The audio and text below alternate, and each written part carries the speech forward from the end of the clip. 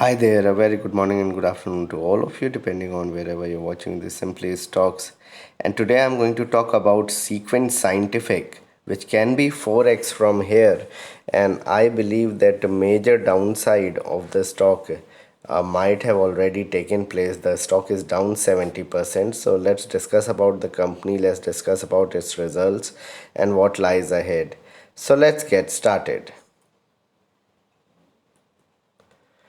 First, all a disclaimer that this is not a stock recommendation, and people taking any position to any share that I talk about should do that with their own due diligence and research. And I'm not in favor or against any company that I talk about. Before I talk about SEQUENT Scientific, in which I am invested, so that's a disclaimer. Kindly support me on Patreon. Once you do that, it will help me grow the channel, help you also ask me questions and eke out answers in greater detail. Once you get the $10 membership, you'll have access to my portfolio, my watch list, and a number of podcasts I put up from time to time. And if you can pay $100 upfront, you get 1 year access by paying for 10 months. And for detailed market or company talk or a number of stocks you're holding, you can directly email me and we can work things out with a fee. Now about the company. Established in 1985, SEQUENT Scientific is into animal care and vaccination. It is an emerging giant in the field of animal care and medications. Not the number one company in the world, but number one or nearly the best in India itself. It has a decent return ratio. In a rare space, only two major listed players in here. And the market cap of the company is currently is around 2700 crores, and the stock has fallen around 70% from the top. The market cap used to be around 5000 crores earlier.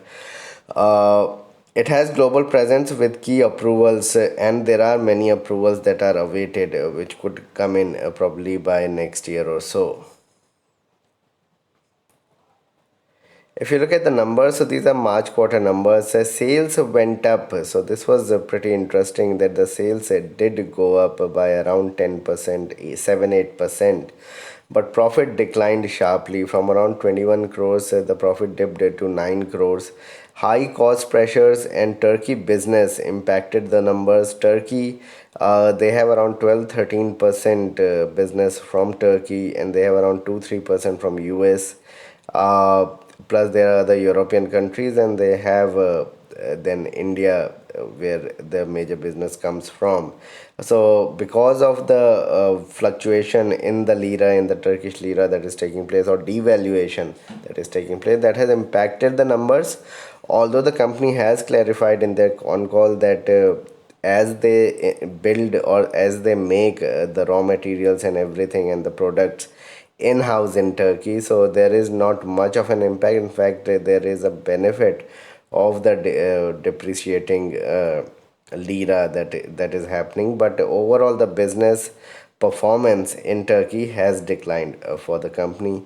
Carlyle Group is a strong management that has got into, you can say, into a majority stake into the company, which is a big positive. And I still believe that with the change in the CEO, CFO, and whatever that is taking place at the helm, a lot of people at the top of the management is being changed. I think things should look upwards going forward. There's decent promoter but low institutional holding, and institutional holding has declined over the last couple of quarters owing to the kind of numbers that they are producing. Return on equity of around 5.5 6%.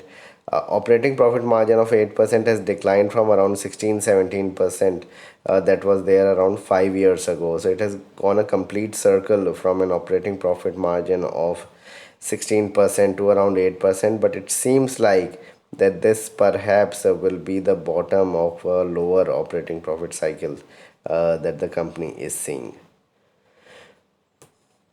So if we do a SWOT analysis of what the company does and where it intends to go going forward, so in terms of strengths, it is a global leader in anthelmintic APIs, 100 plus markets, and over 1000 APIs they have. One of the leaders there, they are in the top 8 of the world, and there are many animal care companies that are globally present at the moment.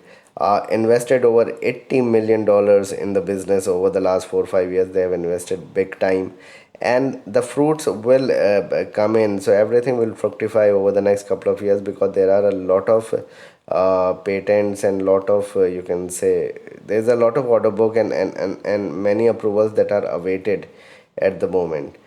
First global integrated animal health company that we are, so back-ended integrated company it is. And API revenue growth from 218 to 400 crores in 2 years was pretty exceptional when we look at it between 2019 to 2021. It has got stalled over the last 1 year or so, but things are getting better. Formulation revenue growth from 600 to 780 crores in 2 years was pretty good between 19 and 21. So what I'm trying to explain here is that if there is any kind of semblance of you can say stability in the Turkish economy, and things get better in Europe, Turkey, and globally, I think the company is set to do extremely well. And it's just that the global economy is not quite you can say supportive at the moment, and the stock has fallen so much. The margins have dipped because of high cost pressures, and we are seeing that across the board in all the industries. 27 approvals already that has happened till FY20.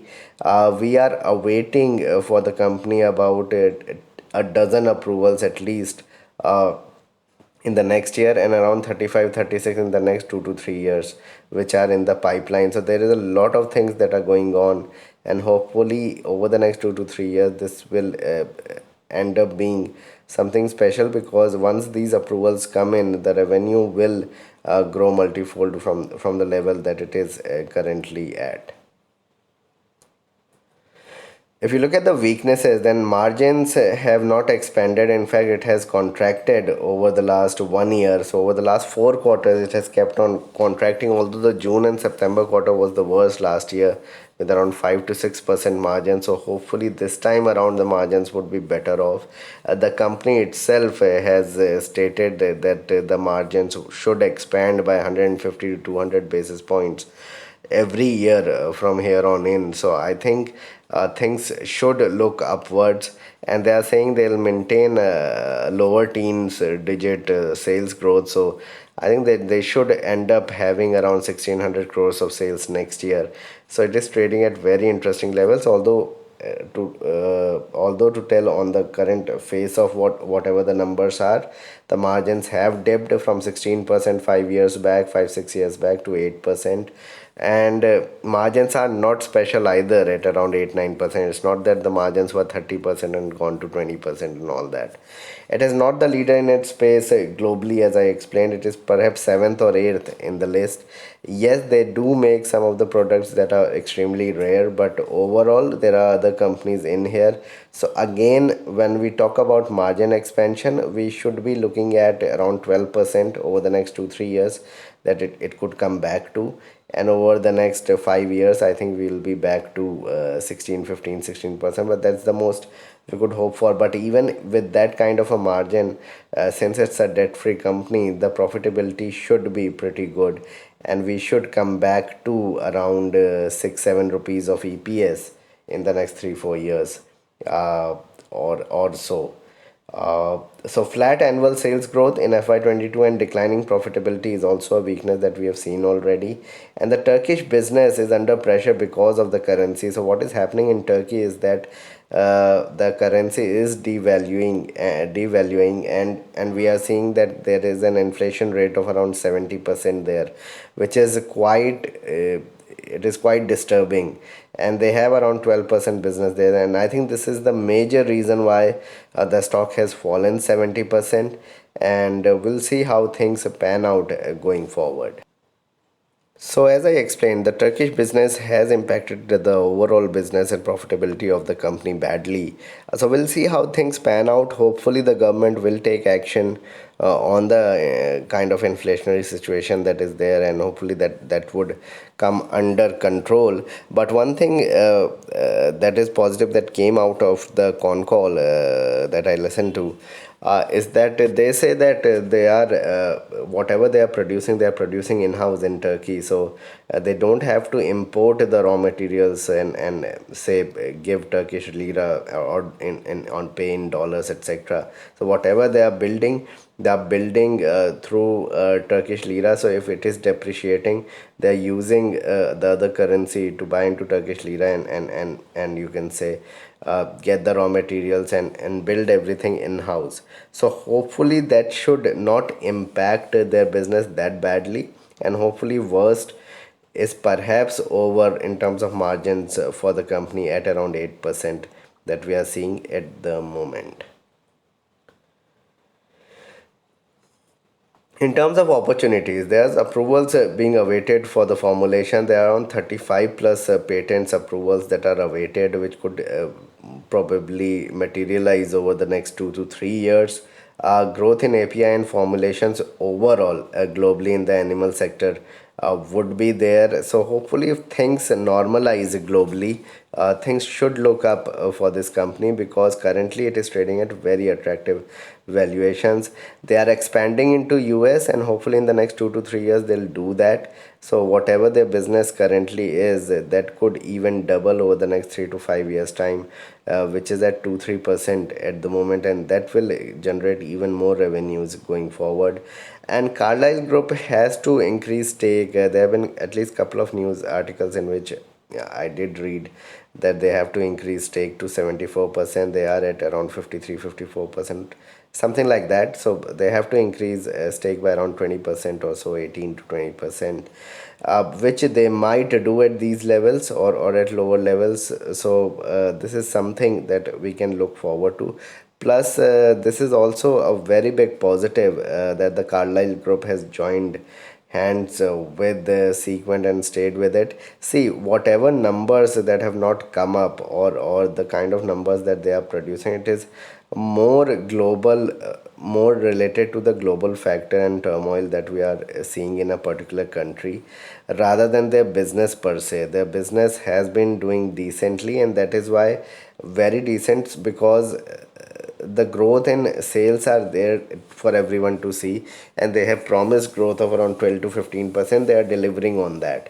It is just that cost pressures and margin pressures are there because of higher competition, and they are building and they are looking at newer products or very, you can say, niche products, so that they can generate higher margins, etc. So it will take time, but things should get back into shape from FY24 onwards. In terms of threats, not tough barriers to entry for new firms globally. So that's what I believe. So in India, probably you will not see many companies cropping up that quickly, although there are one or two companies that have started business. But globally, there are many companies in there, and there's a lot of competition. Global volatility with local shutdowns is also a problem. Whatever is happening in China. Now, another thing I want to state here is that. They have very few products or raw materials that they source from China. There are other countries where they source it from, so that's also a positive. They have some that they do, but not a lot. Volatility in raw material cost is also a threat that if this continues to escalate the kind of inflationary pressure we are seeing in US and other countries, then things could get worse. If the formulations that are in the pipeline, if those approvals do not come through in the due course of time, then again the sales growth will be impacted and profitability will be impacted. Political uncertainties in some geographies will again impact, you can say, movement of products, goods, everything. Currency fluctuation, especially what is happening in Turkey, if that doesn't get arrested, then things could get very worse. But it seems like things should get better from here, there, and with the kind of management commentary that we have had on that sort of a business. Hopefully, things should look upwards from this quarter onwards. Recession fears across Europe and US is also a big threat to the business. So, again, export oriented companies are getting bashed up because of the recessionary fears that we are seeing. But this should go means this should pass through. hopefully in the next 1 quarter or so, 3 to 4 months, because of the kind of aggressive rate hikes that Europe and US are doing. Hopefully in the next 3 to 4 months, we'll see inflation peak out, and once that happens, I think from September and at least from December quarter onwards, numbers should look much better for companies that are exporting.